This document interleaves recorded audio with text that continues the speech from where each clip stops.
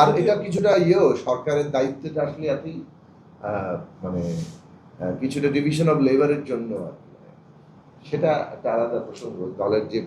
আমাদের দলের যে দায়িত্ব যথাযথ সময় পাওয়া হতে পারে, বাট মূলত ওই নীতিগত অবস্থানে না, সেটা তো তাদের নীতিগত অবস্থান থেকে, সেটা আমরা কাউকে কন্টেস্ট করছি না, যার যার দলের মানে পজিশন, তার দলের পজিশন।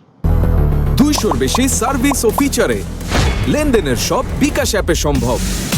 দলের সাথে আছি, দলের কেন্দ্রীয় কমিটিতেই আছি, রাজনৈতিক পরিষদেই আছি, দলের প্রতি আনুগত্য, দলের অধীনস্থ থাকা, সেই প্রশ্ন কোনো প্রধান সমন্বয়কারীর দায়িত্ব পালন করা, মানে এটা দলীয় প্রধানের দায়িত্বের জায়গাটা আমরা মনে করি যে সরকারের সাথে দলের যে একটা সম্পর্ক, সেই সম্পর্কের মধ্যে জনগণের স্বার্থের জায়গাটা সরকারও প্রতিনিধিত্ব করবে, দলও করবে, কিন্তু তার মধ্যে আবার একটা সম্পর্ক এমনভাবে থাকা দরকার জনগণের স্বার্থটাকে যথার্থভাবে, মানে একটা দল যা চায় তাই কিন্তু আসলে সরকার করতে পারে না। সরকার আসলে অনেকগুলো শক্তিকে আসলে একসঙ্গে করে তারপরে কাজ করে।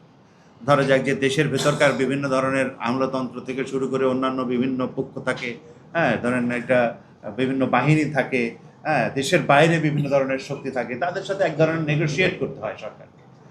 সেই সমস্ত জায়গায় বরং একটা দল জনগণের স্বার্থকে এটাকেই প্রধান ফোকাস করে আসলে কাজটা করবে, ফলে দলের কাজের সাথে সরকারের কাজের সামান্য কিছু পার্থক্য তো অবশ্যই থাকে, সেই জায়গাটাই আসলে বজায় রাখে।